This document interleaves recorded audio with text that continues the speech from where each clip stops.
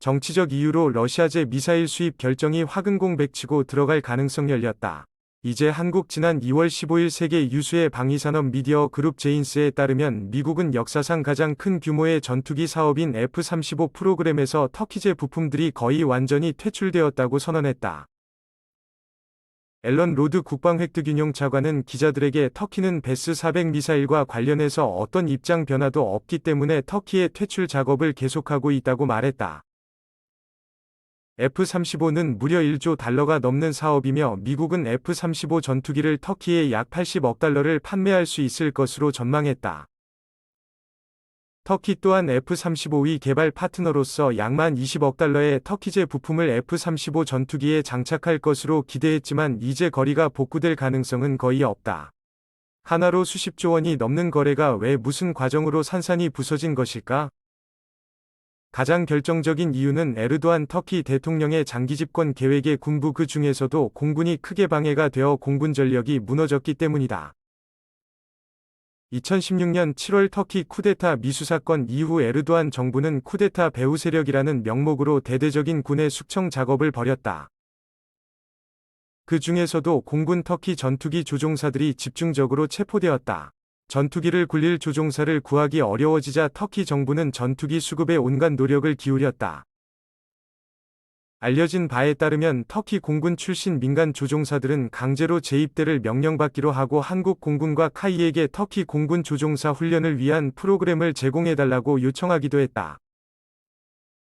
하지만 교육과 육성에 막대한 자원과 시간이 드는 전투기 조종사의 손실을 막기에는 미봉책에 불과했다.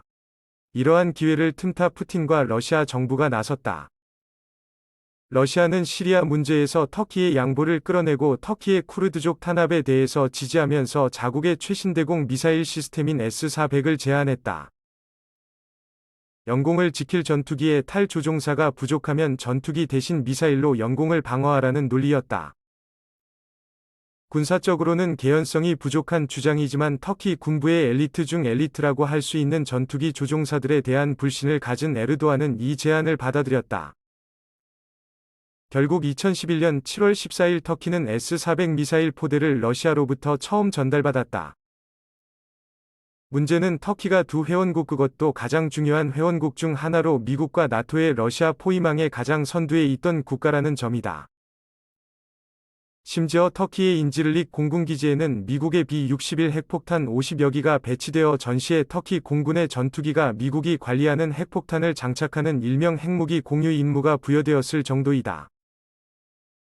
러시아제 무기를 산다고 동맹국이 순식간에 적으로 바뀔 일은 없지만 대공 미사일 시스템은 적과 아군을 구별하는 것이 매우 어렵고 민감한 기술이다. 따라서 적대 국가에게 절대 넘어가면 안 되는 여러 규칙과 시스템을 가진다.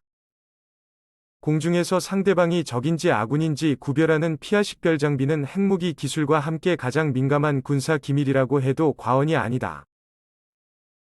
즉 나토 회원국인 터키 땅에 러시아 대공 미사일이 있으면 피아 식별을 잘못해서 미군 공군기가 격추될 가능성도 높고 그렇지 않다고 해도 만에 하나 IFF 정보가 러시아에 넘어가면 러시아 공군기가 나토 공군을 속이고 침투하는 최악의 상황이 발생할 수도 있다.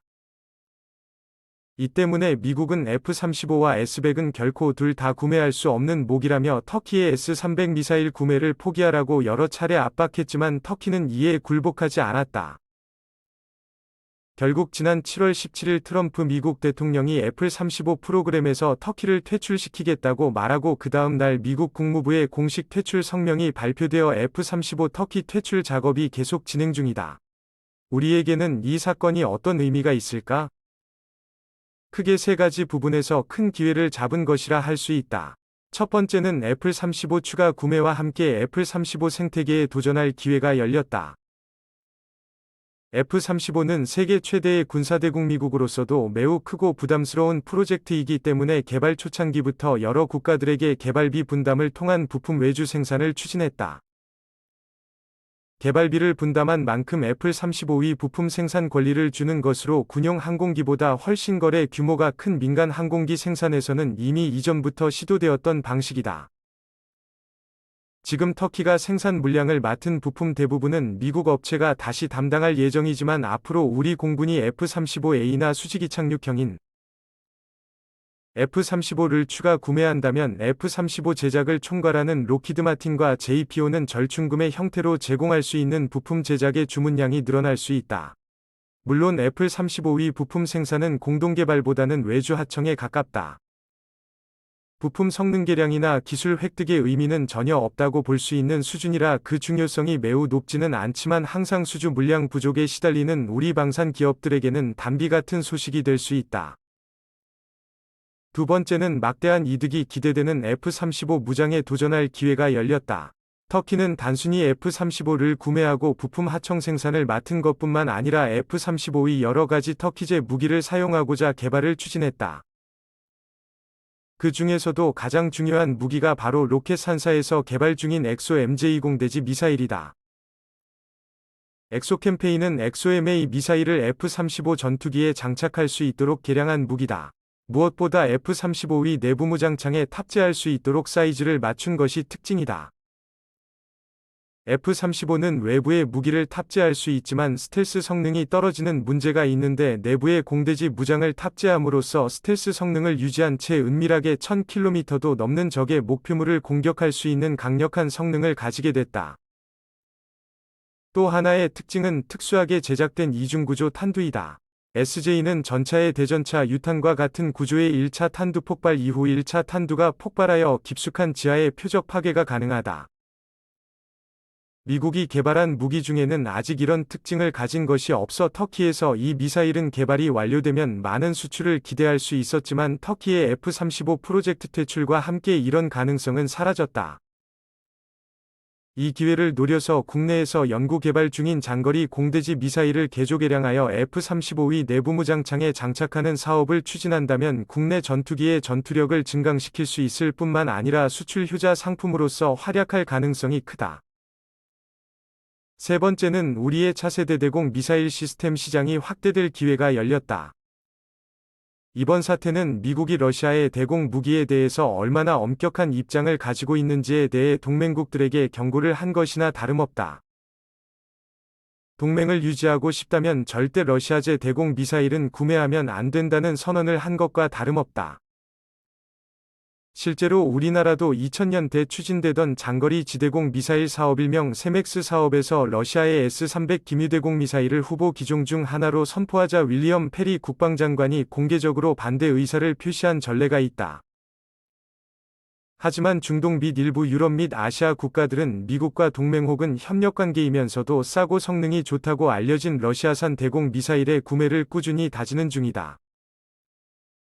이들 국가에게 우리의 철매-빛과 개발 중인 LSAM 대공 미사일은 가격대 성능비 매력을 더욱 높일 수 있는 반사이득을 얻게 될 수도 있다.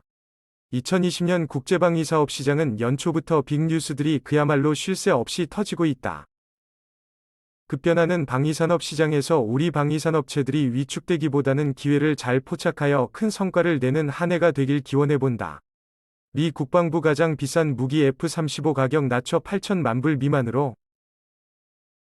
미국 국방부는 11공군 스텔스 전투기인 F-352위 대당 가격을 내년에 8천만 달러 미만으로 낮췄다고 밝혔다. 앨런 로드 미 국방부 확대 운영 군수차관은 이날 F-35 257대를 이전 납품 가격 대비 발전8 낮은 가격에 구매하기로 제조사인 록히드 마틴과 잠정 합의했다면서 이같이 밝혔다고 AP통신이 보도했다. 미 국방부는 앞으로 2년 동안 F-35 321대를 기존 대비 15% 낮아진 가격에 구매할 수 있는 옵션도 갖게 됐다고 로이드 차관은 덧붙였다. 옵션이 행사되면 총 구매 금액은 340억 달러가 된다. 로드 차관은 국방부 역사상 최대 조달인 F-35 사업에 있어 기념비적인 일이라며 이번 합의는 공격적으로 F-35 조달 비용을 줄이고 업체가 요구 성능을 충족하도록 유도하고 전투원에게 최상의 가치를 제공한다는 나의 노력을 상징한다고 밝혔다. 미 국방부에 따르면 F-35A는 작년 10월부터 미국 245대를 포함해 전 세계에 320대가 납품됐다. 미 공군에 납품되는 F-35의 가격은 한국을 비롯해 다른 나라 F-35 구매 가격에도 영향을 미친다. 1990년대에 시작된 데프-39 프로그램은 향후 수십 년 동안 2,500대에 육박하는 전투기를 생산하는 것이 목표이며 거의 4천억 달러의 비용이 소요될 것으로 추산된다. F-35A는 공군, F-35는 해병대, F-35C는 해군에 각각 납품된다. 유지 보수를 포함한 F-35 프로그램 전체 비용은 2020년까지 무려 1조 5천억 달러에 달한다. 이날 대규모 F-35 계약 발표는 F-35를 구매하려면 러시아의 방공 시스템에서 400 도입을 7월 31일까지 취소하라고 미 국방부가 터키에 최후 통첩을 보낸 지 사흘 만에 이뤄졌다. 터키가 S-400 구매를 취소하지 않으면 미국에서 F-35 비행 훈련을 받는 터키 조종사들은 추방되고 F-35 생산과 관련해 록히드 마틴이 터키 기업과 맺은 하청 계약도 취소된다고 AP는 전했다.